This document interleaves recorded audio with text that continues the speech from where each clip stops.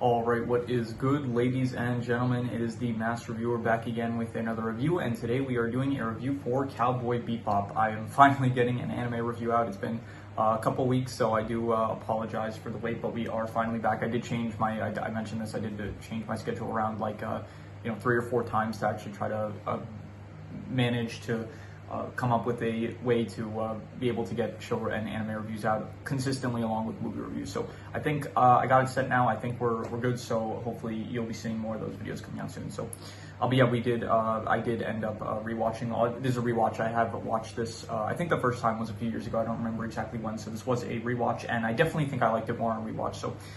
Yeah, with that said, let us just begin, starting off with the plot. And the plot of the show is that basically it follows a crew of bounty hunters aboard a ship called the Bebop.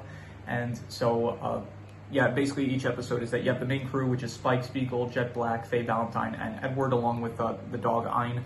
And basically the show just follows their adventures and stuff. Each episode is something different. It might be them hunting stuff, like being bounty hunters and trying to track someone down. It might be a character like finding out information about their past or reconnecting with someone that they knew. So each episode is kind of different. It's like they're pretty they're usually hit or miss. Like there's some good episodes, there's some not good episodes. There's one where it's like I'll give some examples. There's like one where Ed ends up trying to hunt down like Ed tries to like find a guy that's like selling mushrooms and stuff. That's and the entire episode, like the entire crew is high except for Ed, and he goes after him. There's another one where it's like there's this psychotic guy that was tested on he's like a murderer basically that Spike is trying to hunt down. So there is like it's pretty just random episodes here and there. There's like some stuff where it's like Spike's past and stuff where there's this guy Vicious that he's trying to, like, he gets into conflicts with, and so basically each episode there's like something different going on. It all has to do with the crew, and it all takes place like in this futuristic world and stuff. So I think I'll probably, when I talk more so about, I think the next video, either the next or the one after, I'm going to do a character ranking video for all the characters. And so when I get into that video, I think I'll talk more about the plots of the specific episodes that they were in. So overall, the plots, I'm going to say they were pretty good. I'd say like 7 out of 10. I thought that some worked, some didn't. I think overall it's like enjoyable. Like I don't think there was any that were too bad, but none of them were like great. I would say I did see like a lot of people do consider this like one of the best animes of all time. I would definitely not say that. I do think it is a bit overrated, but we'll get more into that when I give the final score. So the characters, once again, I'm just not really going to talk about the characters too much because I'm going to get more into it with the character ranking. But the overall, like the main crew, they're all good. I think Spike is a great lead character. Jet Black, he is also very good. Faye as this, she's like this bounty hunter that ends up joining the crew later on. Not in the first few, but like the first, I think 2 episodes, it's just Spike and Jet, and then afterwards Faye joins the crew.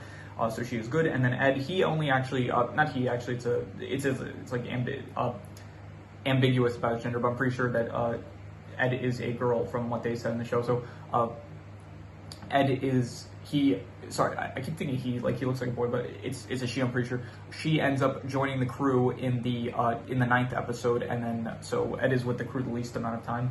There's also Ein, who is a dog that like shows up after the 2nd episode, and he's just like kind of there with the crew and stuff. So overall, the crew is good, they're enjoyable, and all the side characters I don't really care about too much, to be honest. Like Vicious is like, he's kind of meant to be the main antagonist of the show, but he is not really the most interesting in my opinion. I'm going to get more into the characters more so in the character ranking, so I'm not going to really speak about them too much. But the core actual Bebop crew, I would say, is good. And so overall, I'm going to say the characters are I'll go with like a 7 out of 10. I'll say pretty good. I'll say maybe I'm being a bit harsh, like it's realistically like a 7 to a 7.5, but I am being hard. I'm gonna be harsh and just give them a 7 out of 10. I'll say. In terms of the setting / sci-fi aspects, it takes place on different planets. Like you do see Earth, Mars, Jupiter, Venus, Saturn, and so you do see like some like different planets and stuff. And to be honest, none of them really look too interesting. It all feels like kind of they all feel kind of the same. To be honest, like there's nothing too unique. I think Saturn specific, it's either Saturn or Venus. I think it's actually Venus. One of them like has like these floating plant things in one of the planets. I think it was Saturn or Venus, one of the two. And so, but overall, most of the planets, they look kind of similar. And so the settings themselves they're fine. I would say that they're probably I'll give them like a 6 out of 10. I guess they're above average. But overall, like also the sci-fi stuff, it's not really the most interesting. Like it is very much just very standard. Like all the ships and stuff, they're pretty standard. It's not the most interesting sci-fi aspects. I guess they have like the hyper jump things, but they're not the coolest or anything. So in terms of the setting / sci-fi, I'm just going to say it's above average. It works for the show, but it's not really the most interesting in my opinion. In terms of the art style, I think the art style is it's fine. It's came out in 1998, and so it does feel a bit dated by now, but it does still work, I think. So I would definitely say the art style is I'll go with like between a 6.5 to a 7, and I'll be generous and say a 7. I'll say it's like pretty good, the art style. So yeah, in terms of the action, there's some good gunfire stuff with like Spike with his guns. Like there's some good shootout scenes. There's a lot of very cool martial arts stuff. So that is cool. By the way, it's probably not in the title of the video, but I did also watch the movie, which so I'm also just mentioning that. So probably in the character ranking, I will also include some of the characters from the movie. So there was some cool action in that movie as well, where you had the fight between Elektra and Spike. And so overall, I do like the close combat stuff, like the martial arts and stuff that Spike does. That's all cool. And I think the shootouts also work sometimes, but it's really not the most impressive action or anything. So I'm just going to say I'll say the action, it's like between a 6 to a 6.5, and I'm going to be harsh and just give it a 6. I'll say like the action was above average, but it's really, the modern stuff looks much better in my opinion. So in terms of the drama, it's not the most interesting, to be honest. Like I didn't really care so much. Like a lot of the drama was just like character backstories and stuff, like how I guess Jet lost his arm and Spike in the Syndicate. A lot of it like revolves around the Syndicate and how the characters are connected to the Syndicate, which is just basically like this mafia type organization that just Spike used to be a part of, and then he it's like very cliche, it feels like, where it's like he left the Syndicate and then he left for like a woman he loves, but then he ended up like the woman he loved like betrayed him or something, and then it's not the, I don't know, it didn't really work for me too much, the drama. So I'm just gonna say the drama, it was like, I'll say like I'm gonna say like a 5. Like it wasn't terrible, but it wasn't really good in my opinion either, so I'm just gonna say a 5. So in terms of the worst thing, I will say the worst thing is, to be honest, I didn't like any of the spaceship stuff. It didn't really work for me. I like the action sequences where it's like they're in spaceships and stuff, and they're like shooting at other enemy spaceships. None of it really worked for me too much. So because of that, I'm just gonna call that I'm gonna say like a 4.5. It was not good in my opinion. All the like all the shootouts and stuff and all the close combat and stuff I did like, but all of the spaceships and the shootouts with the spaceships, they were not great in my opinion. So 4.5 for that.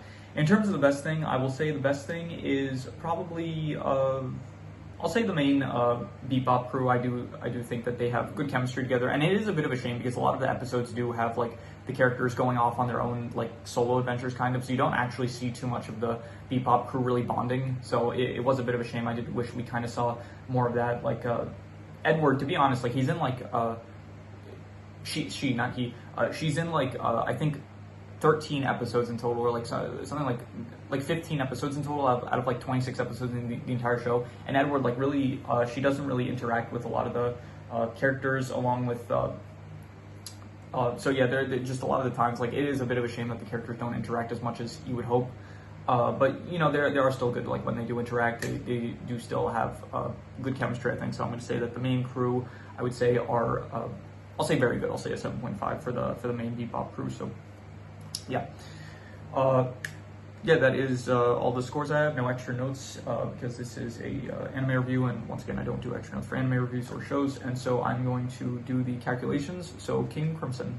All right, so it ends up coming out to exactly a 6.25, which would be between above average and good. And so I would definitely give it a bit higher than that, though. I think I would probably give it like between a 7 to a 7.5. I think it was between pretty good and very good. It was definitely better on rewatch, in my opinion. Like the first time I saw it, I definitely thought it was very overrated, but rewatching it now, like a few years later, like being able to appreciate, I guess, like the deeper themes and messages of like, you know, going, a lot of the messages are like going about like whatever happens, like just like going about life and stuff, and the philosophy of like the characters and stuff. I'm able to like appreciate that a bit more being older. So I will say that I'll probably give it like, I'm not going to give a concrete answer. I'll just give it between a 7 to a 7.5. I thought it was between pretty good and very good.